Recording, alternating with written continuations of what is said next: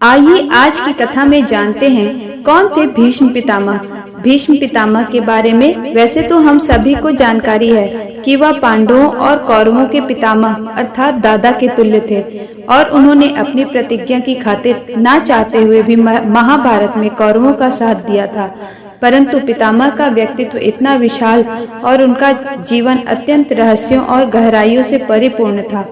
पितामह अपने आप में महाभारत युद्ध की ऐसी चट्टान थे जो चाहते तो समस्त पांडवों को समाप्त करने की क्षमता रखते थे।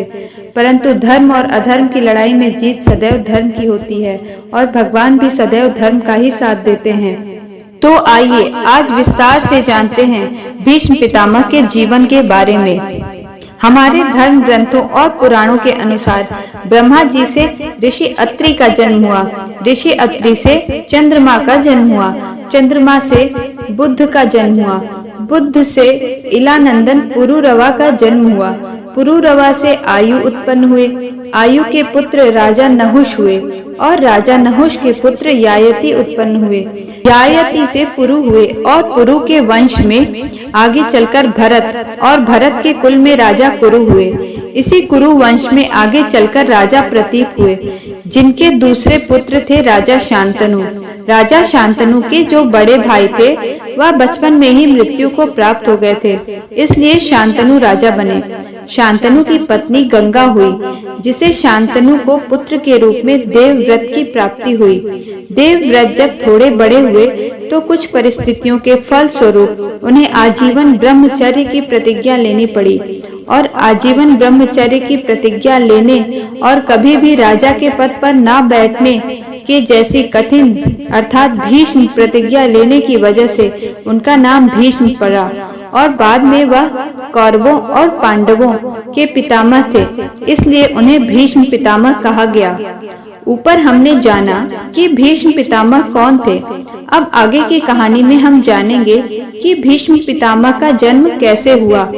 ऊपर जैसा कि हमने जाना कि महाराज शांतनु की पत्नी गंगा थी, तो क्यों बनना पड़ा देवी गंगा को महाराज शांतनु की पत्नी। उसकी कथा कुछ इस प्रकार है। प्राचीन समय में इक्ष्वाकु वंश में महाभीष्म नाम के एक प्रसिद्ध राजा थे। अपने पुण्य कर्मों की वजह से उन्हें स्वर्ग लोक की प्राप्ति हो गई। एक दिन जब महाभीष्म देवराज इंद्र की सभा में बैठे हुए थे, तभी देव नदी गंगा का वहां आना हुआ। इसी समय हवा के झोंके से गंगा के वस्त्र थोड़े सरक गए। यह देखकर सभी देवताओं ने अपनी नजरें नीची कर ली, किंतु राजा महाभीष्म उन्हें एक टक देखते रहे।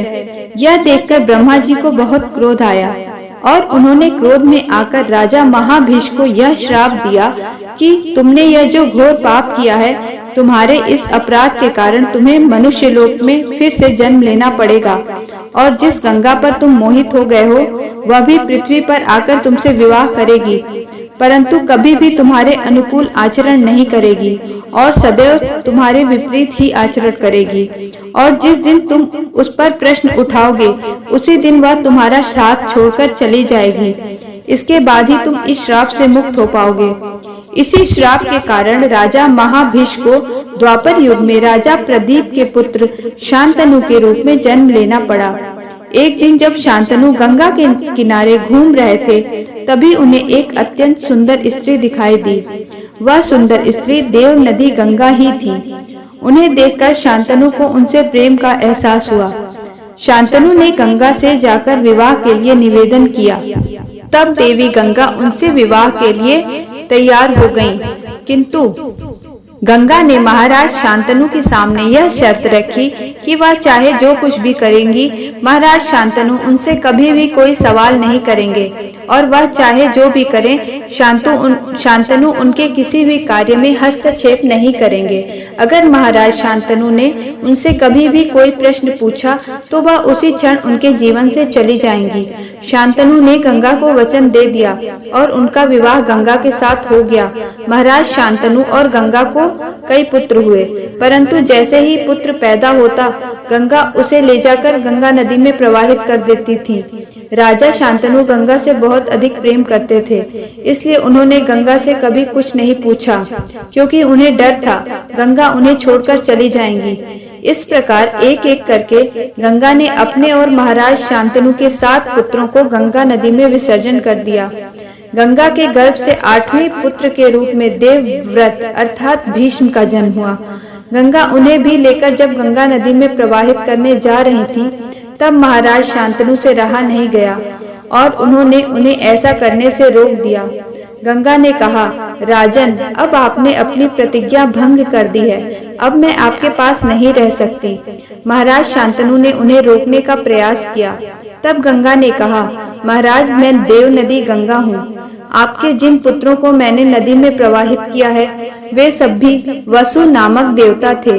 वशिष्ठ ऋषि के श्राप से मुक्त करने के लिए ही मैंने उन्हें नदी में प्रवाहित किया। मेरा यहाँ इतना ही काम था, इसलिए अब मैं जा रही हूँ। इतना कहकर गंगा वहाँ से अंतर ध्यान हो गई।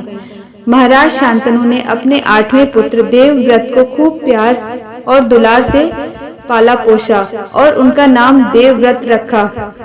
महाराज शांतनु देवव्रत से बहुत प्रेम करते थे, इसीलिए उन्होंने देवव्रत को हस्तिनापुर का युवराज घोषित किया। यही देवव्रत आगे चलकर भीष्म पितामह कहलाए।